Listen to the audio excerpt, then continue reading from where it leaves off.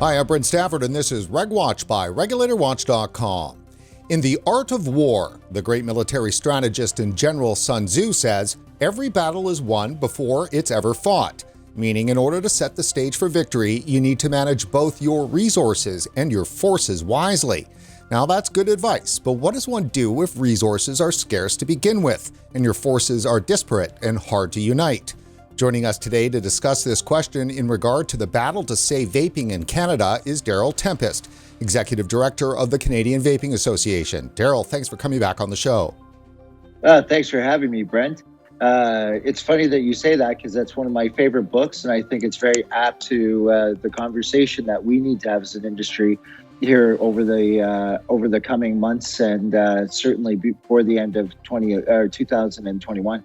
Now, I bring up Sun Tzu because it's becoming clear that anti-vaping opponents really do possess all the key strategic elements to winning the war on vaping. And a couple examples, which I know you're going to be familiar with, where once vaping held the higher ground, so vaping saves lives, better health, and all that, now vaping opponents own that ground thanks to the so-called epidemic of teen vaping and EVALI, the vaping-related lung disease. So opponents have what it seems to be all the money, unlimited access to the media, and a stranglehold on regulatory power. And I think if Sun Tzu was to evaluate where vaping is at, I'm afraid his prognosis would be dire. Well, if you look at the Sun Tzu example, what it says is if your enemy is weaker, attack. If your enemy is equal, antagonize.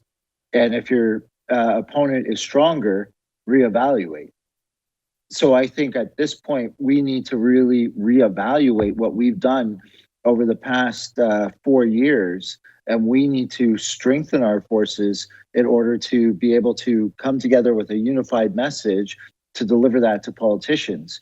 Because right now, if you look at public health, if you look at all the advocacy groups for lung cancer, heart, and stroke, they're all lined up to destroy this industry and to take away the greatest harm reduction opportunity in Canadian history for smokers.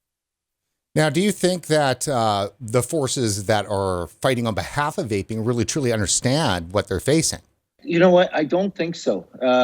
And let me be clear, Brent, for your viewers in Canada, they already decided that they were going after vaping, regardless of the health consequences that was going to have on their citizenship, specifically smokers. I had an open letter to Canadians that I released last week. And at the end was a very personal message from myself in terms of expressing my views of loved ones that I've lost due to smoking-related diseases. And it's as if the stigma means that their life doesn't matter. Using the data and the science, which the CVA communicated over 6,000 times last year on pro-vaping messages. That's more than Heart and Stroke and the Lung Society combined. And it still didn't change the narrative. The pathway that's keeping the federal government at bay is the federal politicians. And that's where we have to focus. Now, so we have what is an extraordinary year ahead of us here in 2021 with the nicotine caps and now the flavor bans.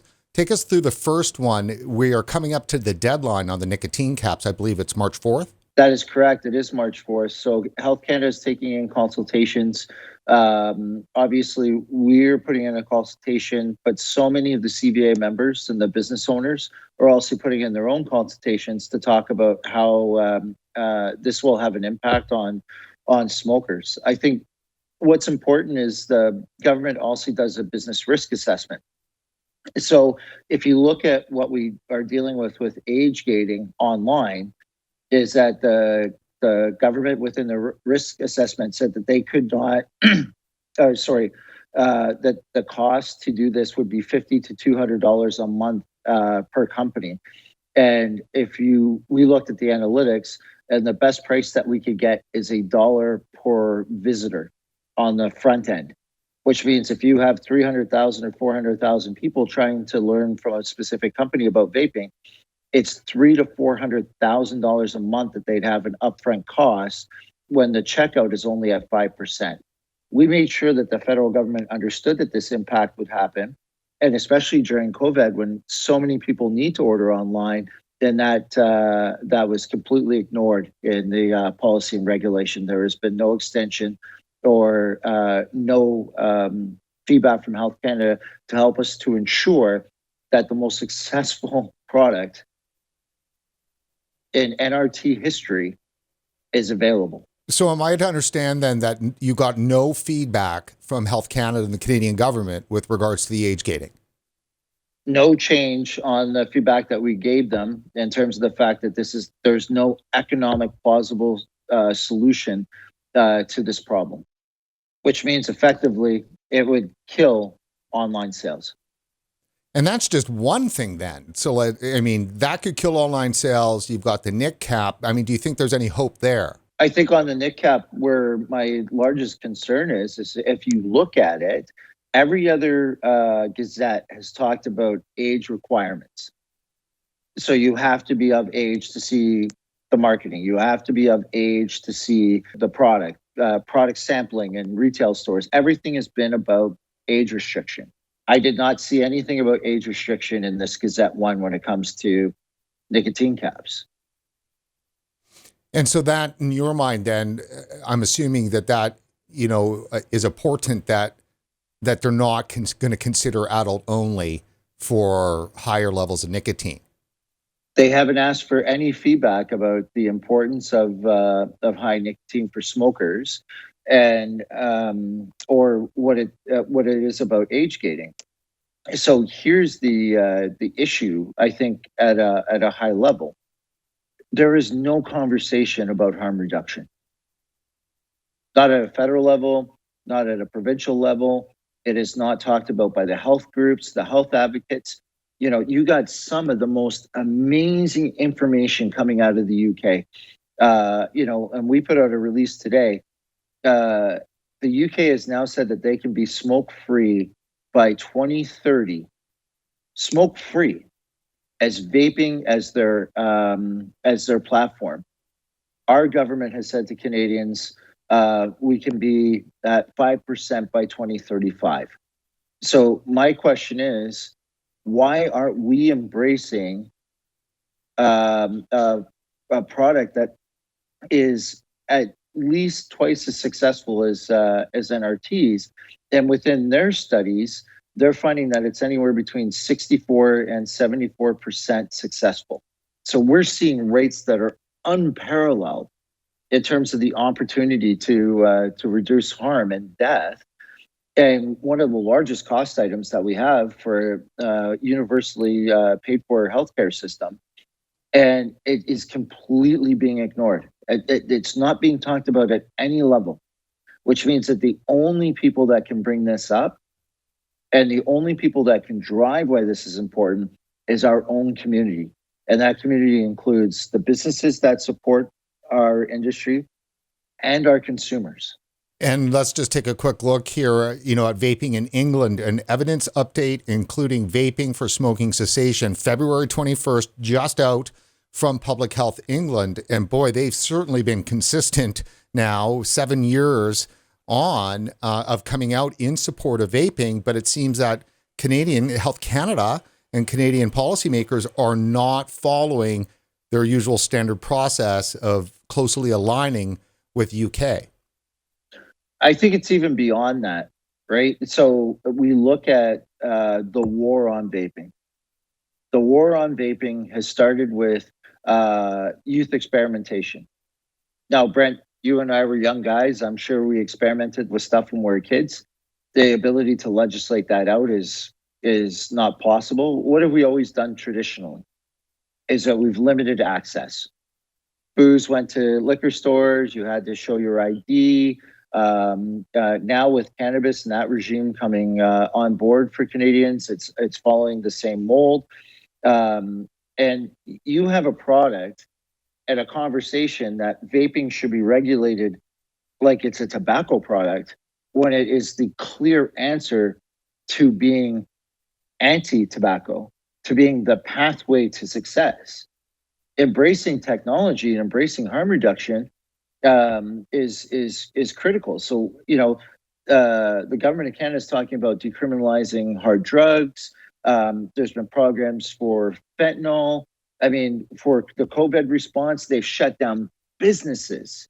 They shut down the economy to address what potential deaths could come from COVID. Yet, all the evidence supports vaping as the most critical breakthrough that we've had in the largest form of preventable death globally. And it's completely being ignored, especially by some of the organizations like Heart and Stroke and Lung that are supposed to be vested and trusted by Canadians to support the values of reducing combustible tobacco. It's maddening, if you ask me. After 5 years of covering this, I can't believe that it's getting worse. How could it be getting worse? Because we're not stepping up and we're not having our voices heard. So a member of parliament friend of mine, we were talking about this exact problem. And he said, you know what, Darryl, for every one or two vapors that, or companies that call into my office about how important this is, I get concerns from 400 to 500 parents who said, I don't want my kids to have access to vaping products. And if you look at why there's so much success in the UK with this platform, is because government is vested in doing the right communication about, if you're a smoker, you really need to transition to an NRT. So whether if the prescriptions work for you, absolutely. If patches work for you, great. If being hypnotized works for you, great. But what we've been able to show as a vaping community is that we are far more successful than any of those platforms by far. The thing is, we haven't got off of our butts to really tell the government that we need this. And I'm talking at all levels, and to push back. Because my thought process on 2021 is this is the most important dire year of our industry's history. And we've been, like you said, I've been doing this since 2015, Brent, right? And we haven't taken the opportunity to really galvanize and let our message be heard. We haven't pushed back. So even in Nova Scotia, and let me be clear on Nova Scotia, the businesses there are now closed. People are trying to access products online or return to smoking. But one thing is for sure, is with the United States closing down because UPS can't deliver, FedEx won't deliver vaping products, we are going to find ourselves on an island. And that island will be with limited nicotine levels. And more importantly, which has always been the basis of success for vaping, we are very much at risk at losing flavors at a national level. I can't help but think that they're regulating based on 2-year-old data. It's like frozen in time, the teen vaping epidemic, Tossie Valley in there, then COVID is like kind of the break and the pause, and now they've just picked back up again, and we're right back where we were 2 years ago. Well, and let's take it not just from Health Canada, because you know and I know, Brent, Health Canada hasn't said much of anything on the issue. They've actually been quite silent on it, other than the statement. Darryl, before we do that, let me just say, though, isn't that the problem? Because you just finished saying in the UK, it was Public Health England's leadership in terms of driving the bus on vaping as a tool for smoking cessation, whereas that bus has not been driven here by Health Canada, and it's allowed opponents out there, third-party opponents and so forth, to drive the bus. Health Canada's silence might, in fact, be part of the strategy. You stole my statement, Brent. That's exactly what I was going to say. And that's the biggest issue, because in the vacuum, it allows for people to be able to pick and choose the science. So what I find from a lot of the groups out there that are anti-vapors is that they take the opportunity to use the data when it supports their narrative, and then they don't report the balance of it all. Like, how is it that we're having a conversation about vaping where there is still not one iota of time spent on the efficacy of harm reduction? It's like an afterthought in so many of these conversations. And again, I put a lot of the onus on us. We spend so much time having these spirited debates internally within Facebook groups of pro vaping. Yet, we look at the campaigns where we try to engage with government, and it gets barely any support. Right? You can't. This isn't about doing things in the 2s and 3,000s. There's an estimated 1.1 million vapors in this country. If they want to stay on the platform that allow them to successfully transfer from deadly combustible tobacco, it is time for us to have our voices heard. And I go back to what that member of parliament told me. If I'm a member of parliament and I'm in a tight election, am I going to worry about the 2 or 3 people that called me to say I need this product? Or am I going to worry about the 500 to 700 parents that called me and said, I don't want this? Let's introduce our audience here to an opponent. Now, one that they might not be very familiar with. Everyone's familiar with Canadian Cancer Society, got heart, stroke, and lung, the body parts, all that kind of stuff. But they might not know about the Ontario Tobacco Research Unit. Basically, it's the Dalla Lana School of Public Health at the University of Toronto, and also co-sponsored by the Centre for Addiction and Mental Health, which is definitely a powerhouse. I mean, how concerned should vapors be about the work that's coming out of this unit? Extremely. Extremely. What's important to understand, I think, in terms of this group, is that if you were going to build a playbook on how to dismantle this industry and take away the largest harm or reduction opportunity that we have for smokers, this is the group to follow. They're well funded. They work with public policy, and actually, a lot of the information that they share about the insights of how bureaucracies view us or how public health views us, they have a direct line to these groups. So if you want to know where the risk is in our future, both as retailers, manufacturers, and most importantly, consumers, these are the guys to follow. There was a great line that was given to me the other day. And what that line was, is they talked about dual use. If you both smoke and vape, your health is at risk.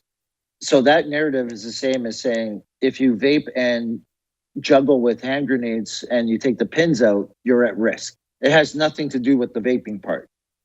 It's the hand grenade that you should be really worried about. Right. In this case, they're using that same false narrative that says, we'll pick and choose the data. We won't even tell you how we got it, what the population size was, or how it compares to all the other statistics that are out there. They'll just say, these are the numbers. The problem is that regulators will take these seriously because society will believe in groups like this, or believe in heart and stroke, before they'll believe in an industry saying that is not the market and that is not what we're serving. So, Darryl, the Ontario Tobacco Research Unit, they've got their YouTube page. I highly recommend our viewers to go there. This is Regulatory Policy for E-Cigarette Flavors. And let's just roll a quick clip here. So you can see here the differences between interest in the fruit flavors from the different age groups. The younger age groups, 15, 19, 20, 24, significantly prefer fruit over the older age groups. Whereas if you look at tobacco, the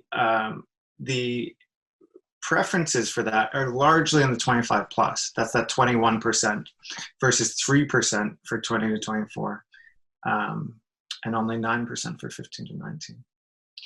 So when we're thinking through this kind of data, and this report will be available, should inform some of how we're talking about what bans to apply, because there's this idea that, that banning fruit will really hurt adult vapors, and you can see some adult vapors do use fruit flavors, but really that it's largely in the other group. And then you can see that the tobacco flavors really go the other way.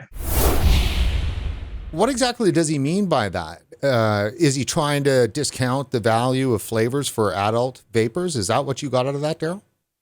Well, that's exactly what he's trying to do. And if I could have a conversation with Daniel today, I tell him he has no idea what the hell he's talking about.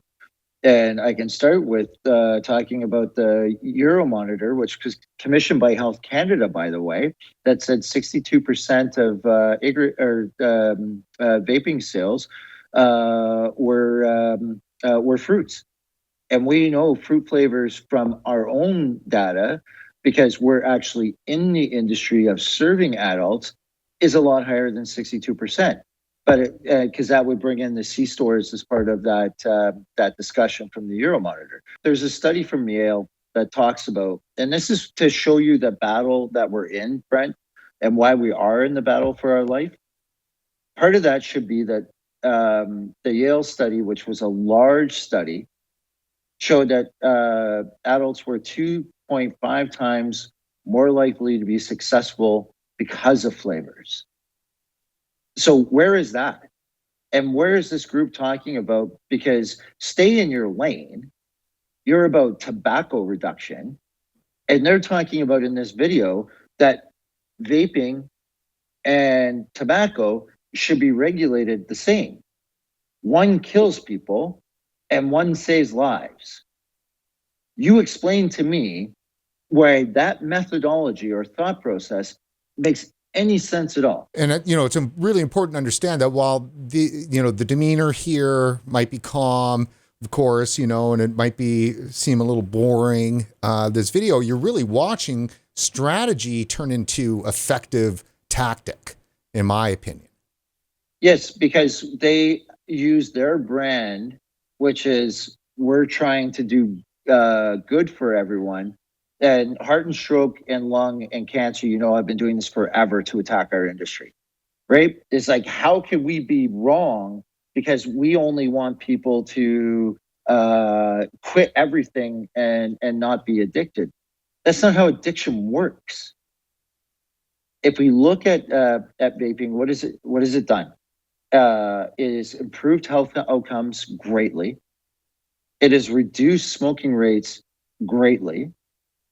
And if you look at those countries that actually invest in it, like the UK, their results are so phenomenal that they feel that they can announce in 9 short years that they will eliminate smoking in their country. Whoever thought we'd be able to say that 10 years ago? Yeah, there was once a time that I believe that tobacco controllers in Canada were referencing a full end game, of zero, but you can't get zero when you're taking away the most effective tool to quit smoking. Let's take a listen to another clip that we have. And by the way, I want to thank Taryn in your office at CVA here for pulling some of these clips. They're very quite good. Let's take a listen. So this is the main reason for vaping among never smokers. And you can see the #1 reason, both in 2019 and in 2020, for vaping for never smokers is the flavors. So we want to consider this when we're thinking about what those flavors really are appealing to. Are they appealing to people who are trying to quit, or appealing to people who who have never smoked, don't want to smoke, and are just taking up vaping but wouldn't be smoking otherwise? The CDC was clear, and they did the largest study that there has been on flavors and youth uptake. 77.7% of youths said that they were experimenting with vaping not because of flavors. The most common reason given was simple curiosity. I suggest that anyone that doesn't think that they're in a position to lose flavored products in this country need to watch this and understand the arguments that they're going to make. Because the only thing that's separating and holding back the politicians, and they talk about it in this video, the only thing that's holding back all of these groups from being successful is that the politicians don't want to own it. That's our last line of defense. Overall, the Juul flavor ban had mixed results. 5 months after Juul, this is from TAC et al. Study, only 28% of Juul users signaled that the flavor restrictions had affected their use. And then of these, 46% stopped using Juul, but 27% changed their purchasing behavior to either obtain pods online or to use non-Juul brand pods. 25% had switched to mint or tobacco flavor.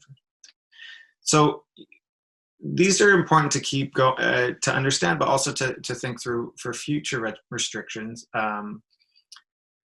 The online marketplace, when we're thinking about how we want to regulate, it needs to be considered. A lot of restrictions up to now have focused on the convenience stores and general stores, the adult-only stores, and those are important, but a lot of, especially young people, know how to just find these flavors online. So that's a future location for research. So the idea being here is that no matter what, we're coming for your vape. Well, and remember when we used the example about, if you vape and toss hand grenades, that you could be a danger. This is the way to use certain small segments of these studies. So, and I'm going to read this one because I think it's important. What Daniel left out here is that the American Cancer Society looked specifically at the effects of removing flavors on youth use. They found that Juul's removal had absolutely no impact on youth use. Evidence that youth are vaping for nicotine, not flavors. Because last time I checked, you don't get addicted to chocolate syrup. So that it's about access to nicotine. It has nothing to do with flavors. So let me get this straight here based on what I'm hearing is that by Juul restricting the access, it didn't affect youth use. So in other words, youth use stayed the same as in terms of at a high level. So that's a tough argument to kind of push against because that's why they're saying we need more restrictions then. It's Oh yeah. Here's the argument that we need to make publicly. Right? And again, why consumers need to get involved. So you're telling me you take away all the flavors, you continue to experiment now with tobacco flavors. You say your biggest issue is youth transitioning from vaping to tobacco, and you're going to normalize tobacco, making that transition easier. And this is what we call, really solid methodology and thought process. 90% of the sales in specialty vape shops is flavored. So what I'll tell Daniel, with all due respect, you're talking out of the side of your mouth, man, because you have no idea what you're talking about. So on that note, then closing up here, what exactly can our viewers do right now to help in this battle? First is support the CVA and other campaigns where you get to email in your responses to your members of parliament and to Health Canada. This is a crucial element. I know from the CVA's perspective, we're going to do 3 of these, which is one centers around nicotine. The second is that from harm reduction. From the harm reduction point of view, it has to be a conversation. It's absolutely to the point of criminal that we're not having a conversation about harm reduction in this country, especially considering at a federal level the steps and programs that Health Canada has put forward. Well, people, adults enjoy flavors too, and when we're talking about saving a life. And that is what quitting smoking is saving a life. Then there has to be room for adult perspectives, adult needs in this entire conversation. Darryl, I want to thank you for coming back on the show, and I'm sure we're going to have you back on again soon. Yeah, absolutely. Well, Brent, and I wanted to thank tonight's sponsors and to all your listeners. Without RegWatch really dialing in and reporting on these issues, we wouldn't be able to get the message out. So I wanted to thank your whole team and to all those that support RegWatch. That's great. Well, thanks, man.